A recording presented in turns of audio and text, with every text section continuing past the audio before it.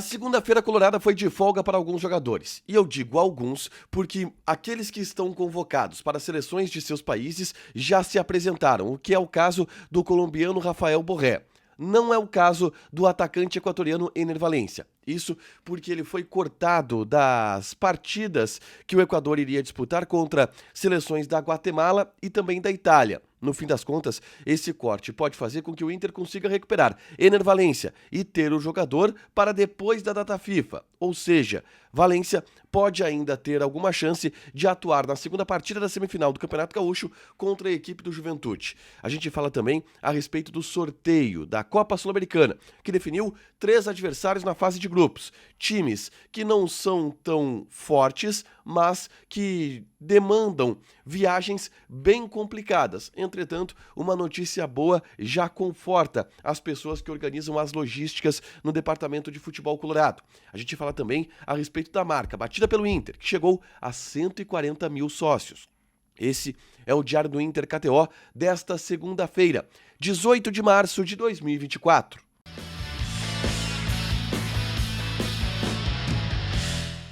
Tudo bem, gente? Obrigado pela participação aqui. Não esquece de deixar teu like, te inscrever, de ativar as notificações. Bora falar do Internacional aqui no Dupla nesse vídeo. Um resumo do que de mais importante aconteceu no noticiário colorado ao longo desta segunda-feira, tá?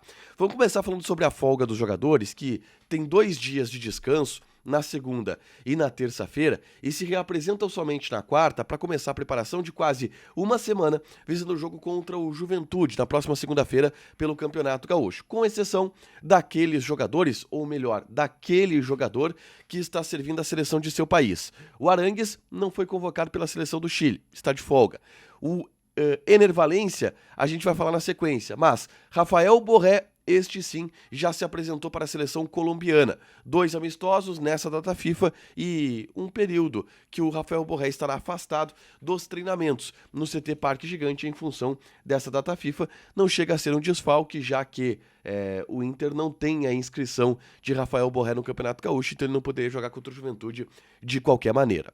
Mas a grande notícia do dia, ela aconteceu no início da tarde, porque o Inter confirmou que Ener Valencia foi desconvocado. Isto porque o jogador passou por um trauma, uma pancada no pé direito na partida contra o Juventude. Pé direito esse que já vem incomodando o Ener Valencia há algum tempo. Bom, com isso ele está cortado da seleção do Equador, que joga 2 partidas contra a Guatemala e Itália. Entretanto, esse corte pode ser uma ótima notícia para o Internacional na tentativa de contar com o próprio Ener Valencia. Isso porque o Inter entra em campo na segunda-feira. E se analisava alguma possibilidade do Valencia, quem sabe, jogar lá nos Estados Unidos esse amistoso contra a Itália e voltar em um avião especial, ou então que o Inter fizesse algum tipo de mobilização para que ele fosse desconvocado e estivesse à disposição. O Inter sempre negou que faria essas movimentações, mas o corte ele pode ajudar. Porque o corte e o Ener Valencia não estando na delegação do Equador nesses 2 jogos, dá a chance do jogador se recuperar até segunda-feira. E se ele se recuperar até segunda-feira, ele joga. É verdade que o Inter já divulgou, inclusive, que Valencia passará por reavaliação diária. E dá a entender que a escolha da seleção do Equador por cortar o jogador se dá ao fato do Ener Valencia não poder já desde o começo treinar, porque hoje o Ener Valencia ele está machucado. Pode-se resolver um problema do Internacional? Sim, mas o Ener Valencia é dúvida para o jogo da próxima segunda-feira, tá?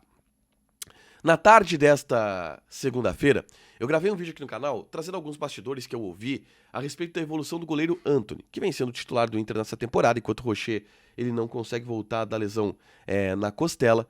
E o Antony, ele vem evoluindo bastante, vem sendo bastante elogiado nos bastidores. Eu trago detalhes desses elogios nesse vídeo aqui, da projeção do Internacional para esse goleiro, para a posição, tudo nesse link aqui. É só clicar para assistir, tá? Enquanto isso, Magrão e presidente Alessandro Barcelos estiveram em Luque, no Paraguai, acompanhando o sorteio da Copa Sul-Americana, que definiu o grupo do Internacional na competição continental, que não é o principal objetivo do Inter na temporada, é verdade, pelo nível do torneio. O Inter pretende focar muito mais no Campeonato Brasileiro, mas é um torneio importante. O Inter vai enfrentar as seguintes equipes: Belgrano da Argentina, da cidade de Córdoba. Vai enfrentar também a equipe do Delfim, da cidade de Manta, no Equador. E vai enfrentar também a equipe do Real Tomayapo, que é da cidade de Tarija, no interior da Bolívia. São 3 clubes que não têm grande investimento, que não têm grande tradição, que estiveram mal na temporada passada, por isso foram para a Sul-Americana. São equipes de um nível muito abaixo do Internacional, mas são 3 viagens complicadinhas. Entretanto, existe um fator que acalenta. Isso porque as 3 cidades, Tarija, Manta e Córdoba, possuem aeroportos. Então o Inter vai conseguir fretar voos direto para essas cidades, tá? O Inter não vai ter problemas de andar uma parte do trajeto de ônibus, o que muitas vezes acontece. O Inter pode ir de voo fretado, o que é uma grande notícia. E vai precisar trabalhar bem essa logística, porque, por exemplo, a estreia do Inter na Sul-Americana contra o Belgrano, ela é em meio às finais do Campeonato Gaúcho. Depois, os jogos contra o Delfim, contra o Real Tomayapo, se dão em meio ao Campeonato Brasileiro, que é a grande obsessão do Internacional. Portanto, é um grupo que tem suas facilidades, mas tem suas complicações também. Apesar de a questão logística poder ser resolvida com voos fretados, são viagens que desgastam significativamente o time do Internacional. A altitude só de Tarija, que é de 1.800 metros, não chega a ser uma grande altitude, as outras cidades a nível do mar. Então, isto também é uma coisa que preocupava o Inter em determinado momento e que não vai preocupar porque o Inter teve esta felicidade no sorteio de não pegar uma grande altitude, tá? Por último, eu quero falar a respeito de uma marca que o Inter bateu, tá?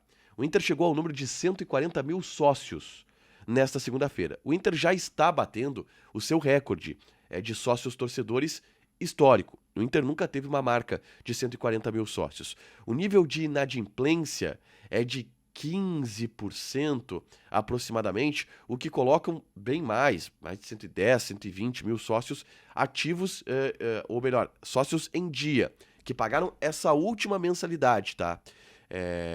O Inter tem essa taxa um pouco alta de inadimplência, mas se entende que com bons resultados o Inter já consegue diminuir bastante também essa taxa. Mas 140 mil sócios é um grande número. A fala das pessoas do Internacional que a gente conversa apontam que se o Inter chegar a 150 mil sócios, o Inter consegue pagar a sua folha salarial com a receita vinda de sócios torcedores. Portanto, o objetivo é chegar aos 150 mil. O Inter está fazendo campanhas para chegar aos 150 mil. E a tendência é que consiga chegar nisso ao longo dos próximos dias, ainda desse ano. E isso seria um grande avanço para os números financeiros também do Sport Clube Internacional. Para fechar, gente, vamos falar aqui de KTO, tá? Passar algumas odds dessa terça-feira pelo mundo, tá? A gente vai ter, por exemplo, campeonato Copa da Liga Argentina, Argentinos Júnior e Rosário Central. Odd do Argentinos Júnior 2.05, empate 3.25, Rosário Central 3.8. Joga na KTO, te registra, coloca o cupom ADUPLA que tu ganha 20% de bônus em cima do teu primeiro depósito, fechado? Deixa teu like, te inscreve, ativa as notificações que vai ter mais conteúdo aqui no canal. Beijo!